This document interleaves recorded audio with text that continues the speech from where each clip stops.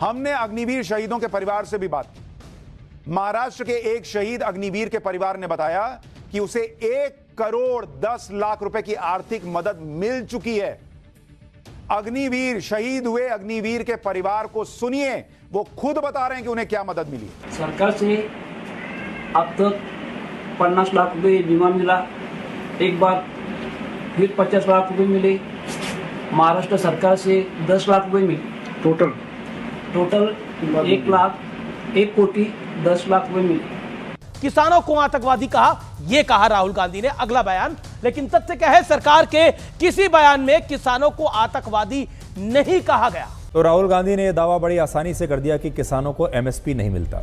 यह दावा पूरी तरह से गलत है, क्योंकि हमारे देश में आज भी कुल मिलाकर 23 फसलों की खरीद पर किसानों को एमएसपी मिलता है और यूपीए की सरकार में प्रति क्विंटल धान का एमएसपी 1,310 रुपए था और मोदी सरकार में यही अब 2,300 रुपए प्रति क्विंटल हो गया है। नीट पर चर्चा से भाग रही है भारतीय जनता पार्टी की सरकार, एनडीए की सरकार। यह कहा गया कि नीट जैसे गंभीर विषय को फिर चर्चा नहीं कर रही, लेकिन खुद शिक्षा मंत्री धर्मेंद्र प्रधान ने 3 दिन पहले कहा कि राष्ट्रपति के अभिभाषण पर चर्चा के बाद हम नीट पर चर्चा के लिए तैयार है, क्योंकि एक पद्धति होती है, नई सरकार बनी है, राष्ट्रपति का भाषण होता है और राष्ट्रपति के भाषण पर चर्चा होती है, उसके बाद नीट पर चर्चा हो जाएगी। राहुल गांधी का यह दावा गलत है कि अयोध्या में निर्माण कार्यों के लिए जिन लोगों के मकान और दुकान तोड़े गए उन्हें मुआवजा नहीं मिला।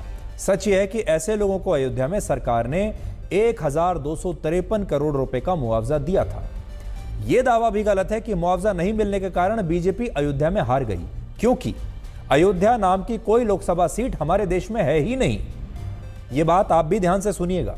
जिस सीट पर बीजेपी हारी है उस सीट का नाम है फैजाबाद, और इस फैजाबाद सीट पर लोकसभा की सीट में 5 विधानसभा क्षेत्र आते हैं और इनमें अयोध्या विधानसभा क्षेत्र में जो इनमें से 5 में से एक विधानसभा क्षेत्र है अयोध्या की विधानसभा क्षेत्र, उस क्षेत्र में बीजेपी ने समाजवादी पार्टी से ज्यादा वोट मिले हैं। यानी जो अयोध्या विधानसभा क्षेत्र है उसमें बीजेपी ही जीती है और बाकी के 4 विधानसभा क्षेत्रों में बीजेपी हारी।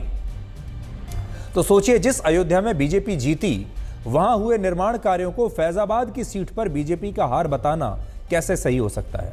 और अगर बीजेपी निर्माण कार्यों के लिए तोड़े गए मकानों और दुकानों की वजह से चुनाव हारती तो बीजेपी को अयोध्या में समाजवादी पार्टी से ज्यादा वोट कैसे मिलते थे कि डरो मत डराओ मत, जबकि शिव पुराण के मंत्रों में डरो मत डराओ मत का कहीं कोई उल्लेख नहीं मिलता। और इसीलिए राहुल गांधी का यह दावा गलत माना जाएगा और ये शब्द भगवान शिव के नहीं बल्कि उनके अपने हैं। राहुल गांधी ने यह भी कहा कि इस्लाम धर्म में दुआ मांगने के लिए जिस तरह हाथों को जोड़ा जाता है वो भी अभय मुद्रा होती है, लेकिन सच यह है कि दुआ मांगने के लिए बनाई गई मुद्रा अभय मुद्रा नहीं होती, बल्कि ये एक तरह की अंजलि मुद्रा होती है जिसमें प्रार्थना के लिए समर्पण भाव दिखाया जाता है। और इस हिसाब से राहुल गांधी का यह दावा गलत है।